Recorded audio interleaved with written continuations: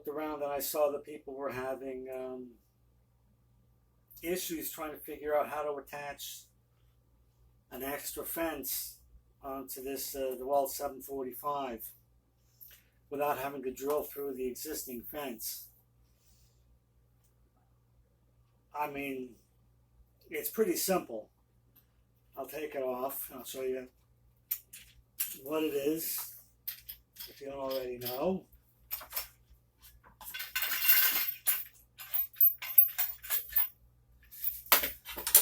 I bought this from Rockler, 3 inches tall, 3 feet long. I haven't cut it because it doesn't get in the way. The extra length doesn't get in the way. And this way I can, if I want to stop using it here temporarily, I can use it somewhere else. So I don't have any real reason to change it. I happen to have these bolts and wing nuts and washers. These are a lot longer than they need to be. Can I tell you, I'm guessing an inch or two longer. There is one measurement though that I do want to mention, and that has to do with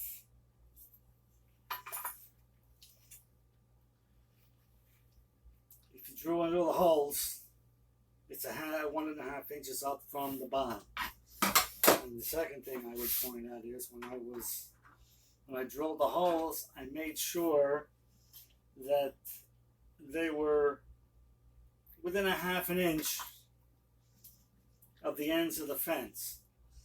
The reason I did that was because this is, as good as it is, it's aluminum and it bends.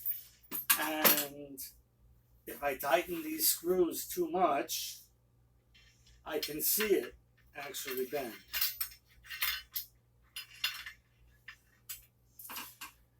This piece stays here, and it actually is quite helpful in keeping this thing in line. And like I said, it does not require, I didn't say this yet, but it does not require much tightening at all to hold it in place. And I don't suggest experimenting. Find out just how tight you can make it, because you'll notice along here, if you do it, all of a sudden there'll be a gap in here. Again, it is only aluminum. It works incredibly well. There's no reason why it shouldn't, because it's so simple. I already squared the existing fence to the table in an earlier video, and this isn't completely, totally, accurate, but it's what I have handy at the moment. And the original fence is level. The original fence is square to the table, then the extra fence is going to be also.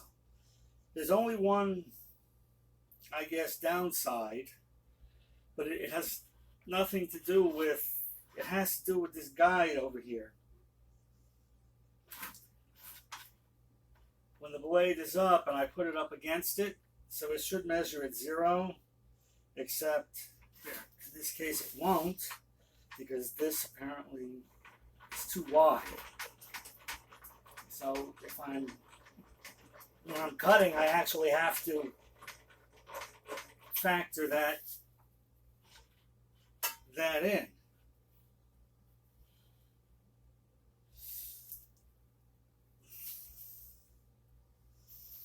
I need a screwdriver. Let's just see.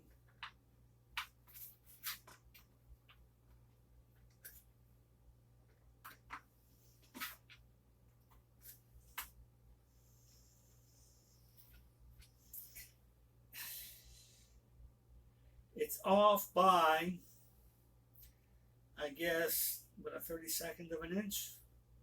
It's visible. And if you're really cutting something that's really accurate, you're going to be off. It's just something to get used to. Overall, it's simple. It's cheap, depending on what you're using as a fence, and it's removable. And if somebody benefits by this, so happy I made.